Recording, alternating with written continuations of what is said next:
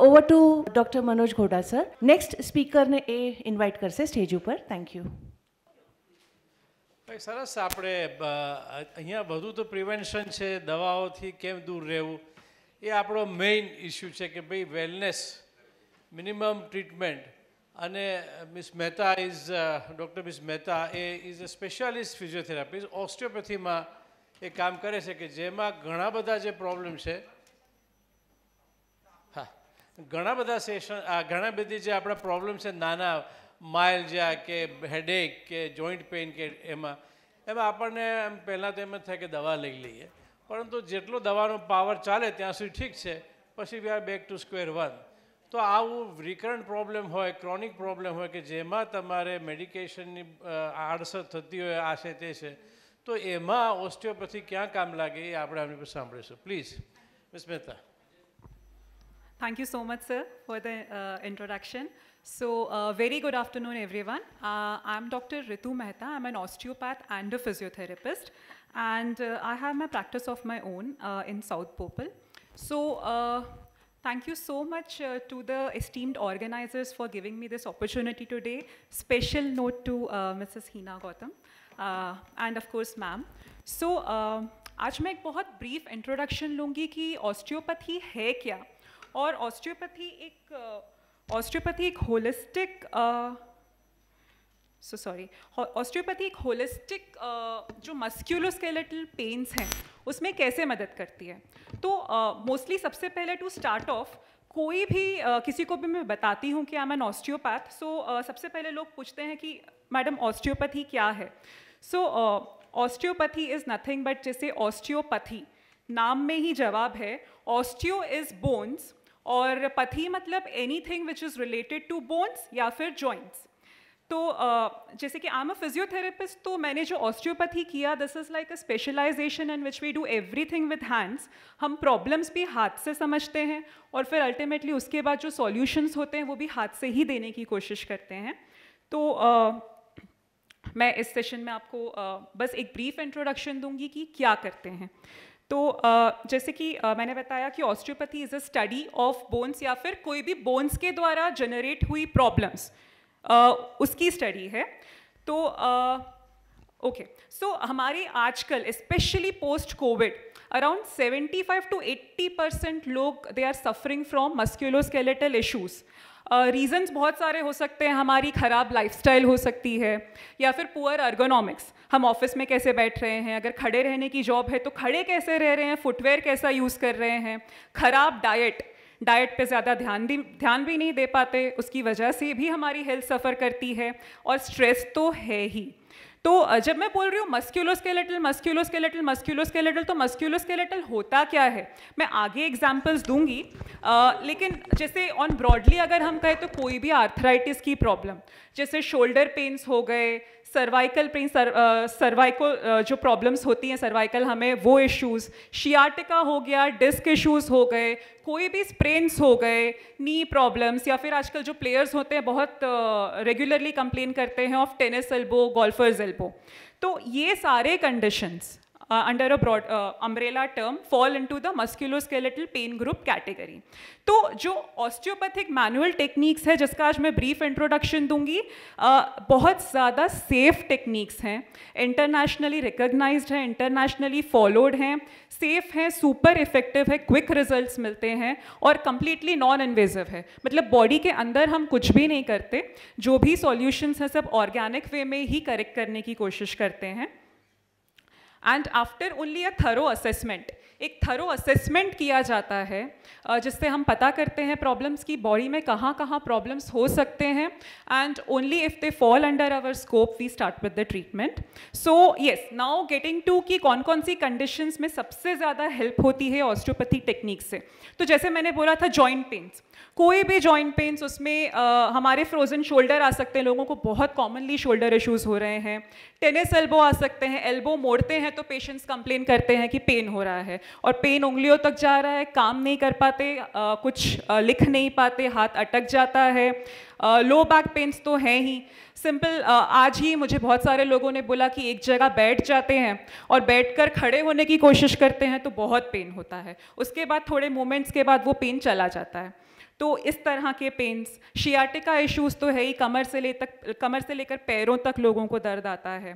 फिर इसके अलावा ऑफ कोर्स मस्कुलर इश्यूज़, अगर कोई जनरल मसल पुल भी हो गया, स्पैज़म हो गया, स्ट्रेन हो गया, या फिर वर्स्ट कम टू वर्स्ट कोई मसल टेयर हो गया, तो अलग प्रोटोकॉल रहता है, लेकिन इसमें भी टेक्निक्स हेल्प करते हैं। फिर हेडेक्स बहुत सारी कैटेगरीज होती हैं, लेकिन ब्रॉडली आजकल सर्वाइकोजेनिक हेडेक, बैठते हैं लैपटॉप पे काम करते हैं, गर्दन आगे रहती है, शोल्डर्स आगे रहते हैं, they are a category of headaches known as cervicogenic headaches. दूसरा होता है ऑफ कोर्स माइग्रेन्स, बहुत कॉमन, बहुत लोगों को होते भी हैं, लोग बहुत सफ़र करते हैं इसकी वजह से। So second category is migraines. Third category जो आजकल स्पेशली डेवलप हो रही है unfortunately is tension type headaches. Tension की वजह से, स्ट्रेस की वजह से कहीं ना कहीं लोगों को एक हेडेक की कैटेगरी डेवलप हो गई है। फिर इसके अलावा we even help with digestive issues, जो आजकल कॉन्स्टिपेशन की प्रॉब्लम्स बहुत कॉमन है या ब्लोटिंग की प्रॉब्लम्स बहुत कॉमन है, जो कि अल्टीमेटली ऑफ कोर्स फिर हमें पेन्स भी देते हैं जॉइंट्स में, उसमें भी हमारी टेक्निक्स बहुत यूजफुल हैं। सो कमिंग टू ये हेल्प कैसे करता है, what is the premises of osteopathy.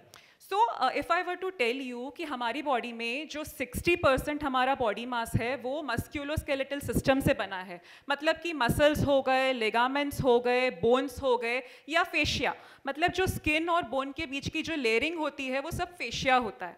तो अब होता ये है कि अगर हमारा बोन भी, एक छोटा सा बोन अगर जहाँ होना चाहिए वहाँ से थोड़ा सा भी शिफ्ट हो जाए तो पेन तो होगा ही जॉइंट में। This is model of the knee joint. तो मैं नी जॉइंट का एग्जांपल देती हूँ। तो नी जॉइंट में पेन तो होगा ही, लेकिन अल्टीमेटली अगर उस लेवल पे वो ठीक नहीं हुआ तो वो हमारे नर्व्स को इरिटेट करेगा, लोगों को झंझनाटी शुरू हो जाएगी, नमनेस शुरू हो जाएगी, और फिर उसके बाद हो सकता है कि वो ब्लड फ्लो को भी इंटरप्ट करे।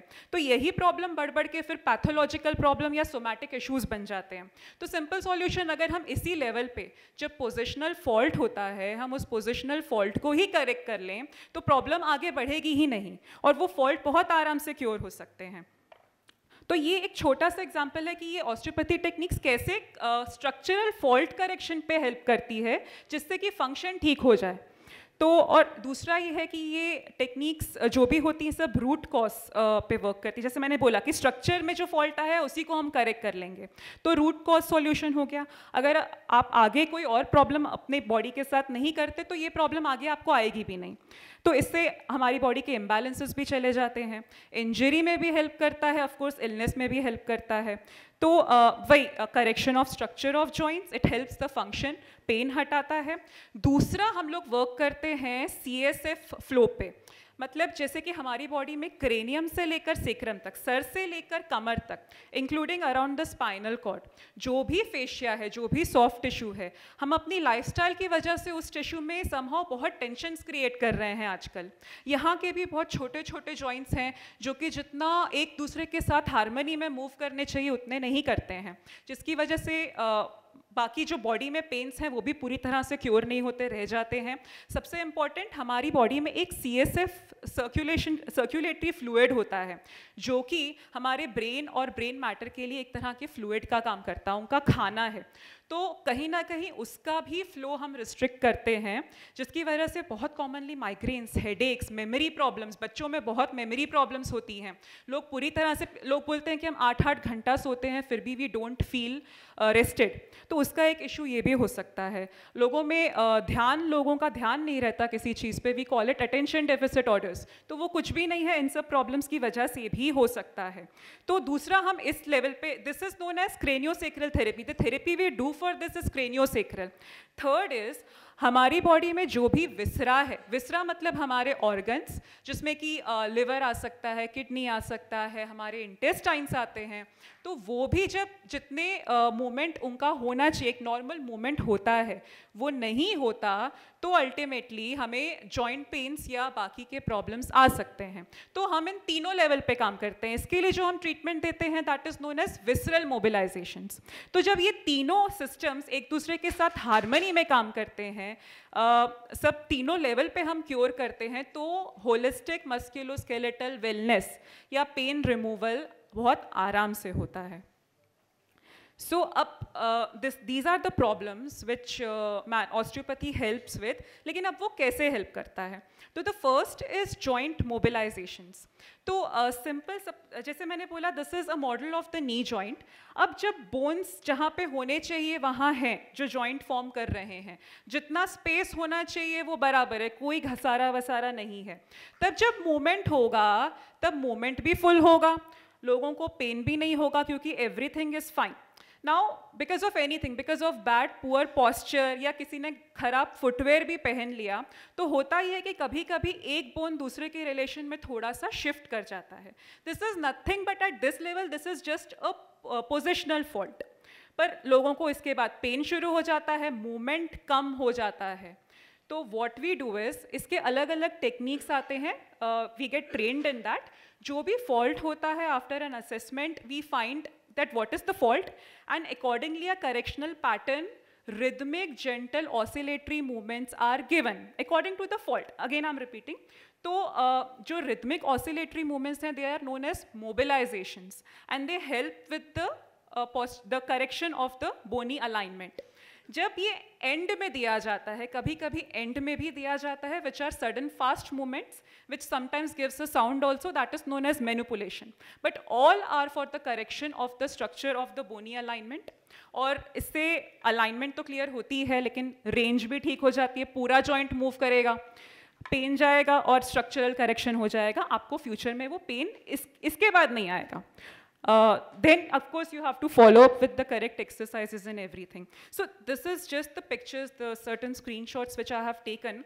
So this lady is taking treatment, the joint mobilization treatment for the shoulder pain. Shoulder A to P glide है, जब हाथ पूरा उठता नहीं है, so this mobilization is given. This lady is again taking treatment for the shoulder problem. ये जब लोगों को end में पेन होता है, so this is nothing but acromioclavicular joint pain. So इसके लिए ये करेक्शन टेक्निक दी जाती है which is very effective. Pain generally goes away after one session itself. This again is for the AC joint correction. और ये technique जो है ये लाइक फ्रोजन शोल्डर में कई बार हमारा शोल्डर ऐसे आगे आ जाता है. This is nothing but shoulder alignment problem और रिप्स पीछे चले जाते हैं. तो लोगों को लगता है कि हमें फ्रोजन शोल्डर हो गया क्योंकि हाथ उठाते हैं किसी भी डायरेक्शन में तो they start experiencing pain. But this is nothing but a simple correctional problem. जब एक मोबिलाइजेशन टेक्निक होती है जिसमें simultaneously we work on the ribs and we work on the shoulder to correct both of them and their harmony with each other. तो हाथ पूरा आराम से ऊपर भी जाता है and it goes without any pain. So this was about the joint mobilization. Secondly, I'll come to the craniosacral system, craniosacral therapy. So this photo will show you the blue area. ये पूरा blue area हमारे cranium से लेकर sacrum तक bones तो हैं ही, यहाँ हमारे छोटे छोटे bones होते हैं. So जैसे कि temporal bone हो गया, frontal bone हो गया. So these bones also should get a little bit of movement. They are also aligned to each other through certain joints which are known as sutures. तो जैसे हाथ में मूवमेंट ज़रूरी है, यहाँ पे भी ज़रूरी है. और ये स्पाइनल लेवल तक ये जो सेक्रम है नीचे ब्लू एरिया जो आपको दिख रहा है वहाँ तक ज़रूरी होती है. तो कई बार हम लोग अपनी लाइफस्टाइल की वजह से या स्ट्रेस की वजह से ये मूवमेंट्स कम करते हैं. तो जो craniosacral therapy which we give is again a very safe method of giving treatment with hands. We find out where the restriction is and the technique is a good 20-25 levels of techniques in which we correct the harmony. We found out the problem or alignment issues pe we work with hands and we correct it right from the cranium to the sacrum. Again, I'll repeat, they are completely safe techniques and the results are very good. And they work like magic on certain problems like chronic pain, बहुत पुराने दर्द जो होते हैं, या fibromyalgia, लोगों को आजकल पूरे शरीर में पेन की प्रॉब्लम्स रहती हैं. So these techniques, they work very well on them. Headaches, any kind of a headache including migraine.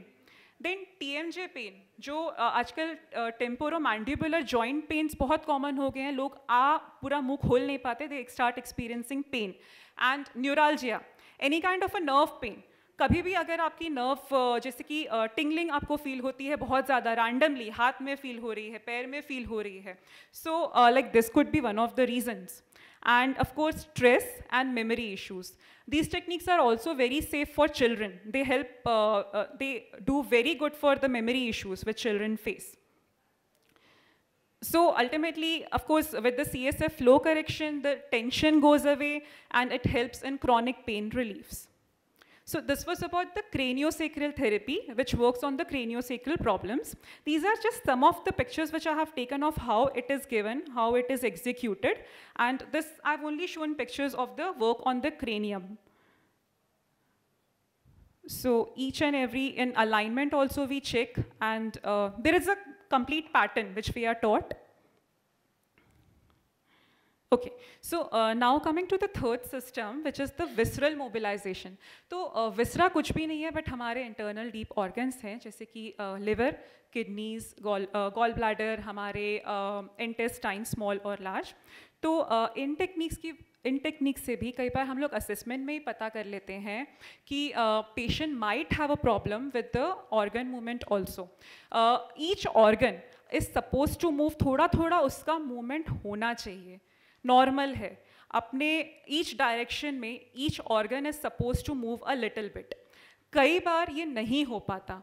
Reason ये भी होता है कि लोगों को बहुत पुराने दर्द होते हैं, स्ट्रेस होता है, इमोशनल प्रॉब्लम्स होते हैं, they are going through certain griefs या कोई और इश्यूज़ होते हैं जिसकी वजह से इनकी मोबिलिटी रुक जाती है.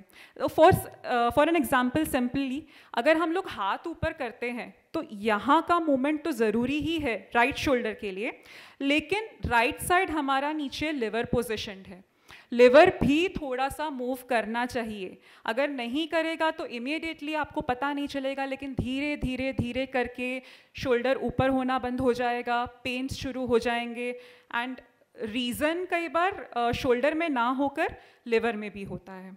सिंपली दूसरा, किडनी स्टोन्स आजकल लोग बहुत सफ़र करते हैं. तो किडनी स्टोन्स का बहुत कॉमनली लोग बोलते हैं कि बैक पेन हो तो just get your kidney checked, क्योंकि कई बार वो भी रेफ़र करता है. तो वो तो है ही, लेकिन किडनी प्रॉब्लम्स कई बार हमें सर्वाइकल में या शोल्डर में भी प्रॉब्लम्स देती हैं. लोग इतने अच्छे सेशंस होते हैं, they are taking treatment for so long for pain and everything, but still they complain कि हमारा पेन पूरा जाता नहीं है, हमें कहीं ना कहीं प्रॉब्लम फील होती है. So this could be one of the reasons कि उनके जो विसरल ऑर्गन्स हैं, they are not supporting, they are not moving in harmony with the joints as they are suppose to move. So मैंने जैसे mention किया कि injury, diseases, stress और restrictions जो हैं इनके मूवमेंट में प्रॉब्लम कर सकते हैं. तो अल्टीमेटली ये प्रॉब्लम जॉइंट प्रॉब्लम में कन्वर्ट हो जाता है. सो ये जो विसरल मोबिलाइजेशन टेक्निक्स है, they are also given with hands. We find out the restrictions and we correct them in each direction. बहुत मल्टीपल टेक्निक्स होती हैं, डायरेक्ट टेक्निक्स होती है, इनडायरेक्ट टेक्निक्स होती हैं. Sometimes we do the techniques in harmony with the joint which is getting restricted. So the goal of the visceral mobilization in short is to free the organ moving in each direction and to function its best. So this is the effect, this is the advantage of taking visceral mobilization. और किन conditions में ये बहुत effective होता है. So of course कोई patient कोई injury हुई हो, जैसे विप्लैश, गाड़ी में जा रहे हो, एकदम से नेक में धक्का आए, उन इंजरीज़ में ये इफेक्टिव होता है, क्योंकि सडन इंजरी होती है, कई बार शॉक लगता है बॉडी को, तो ऑर्गन्स भी अफेक्ट होते हैं. Then any kind of other injury, any trauma with the patient is going through. जैसे मैंने बोला था, कई बार बहुत इमोशनल फॉल्ट्स जो पुराने रह जाते हैं, patient has suddenly undergone a grief problem, बहुत ज़्यादा उनको लाइफ में कुछ झटका लगा हो, तो हमारा किडनी बहुत अफेक्ट होता है. Kidney is the known as the organ of the grief. This is just for an example. Liver is known as the organ of the stress. बहुत स्ट्रेस होता है स्टूडेंट लाइफ में या प्रोफेशनल लाइफ में, तो कई बार आगे जाकर कई बार लिवर पे भी लोड आता है, तो प्रॉब्लम्स क्रिएट होती हैं. लेकिन इमीडिएटली आपको कई बार मसल मूवमेंट और जॉइंट प्रॉब्लम्स भी फील होते हैं. फिर हेडेक्स, ब्लोटिंग, पेट में आजकल बहुत लोगों को प्रॉब्लम्स फील होते हैं, they feel bloated all the time. And the other extreme is constipation. Visceral mobilisation works very well on abdominal issues. Constipation correct कई बार एक ही सेशन में हो जाता है. And of course sciatica and any kind of stress disorders, anxiety, tension. So these are just some of the screenshots for visceral mobilization. This is a screenshot of your abdominal mobilization, which, as I had mentioned earlier, works wonders for constipation and bloating. And this is Yeah, this is abdominal, and this is a liver mobilization techniques. Patient was suffering from a shoulder issue. Shoulder के range के issues थे, and the problem, as I had mentioned in the example, was there in the liver also. So ये उसकी harmony में liver को हम लोग mobilize कर रहे हैं. This is something which is known as a indirect technique. तो उससे ranges वगैरह बहुत fast results देते हैं. So ये 3 सिस्टम्स मैंने मेंशन किए कि हम लोग कैसे इन सब से कंप्लीट होलिस्टिक मस्कुलोस्केलेटल वेलनेस ला सकते हैं. पेन जाता है, and the techniques are completely safe, hands on, and very quick result giving. So this was all, and thank you so much. Thank you for listening. Thank you, madam, for a very elaborate explanation.